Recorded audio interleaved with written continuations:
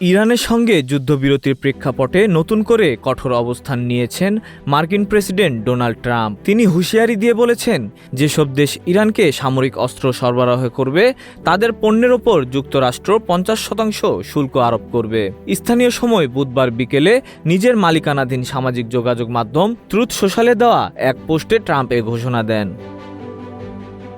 তিনি লিখেছেন, যে দেশ ইরানকে সামরিক অস্ত্র সরবরাহ করবে তাদের পক্ষ থেকে যুক্তরাষ্ট্রে পাঠানো সব ধরনের পণ্যের ওপর অবিলম্বে 50% শুল্ক কার্যকর করা হবে।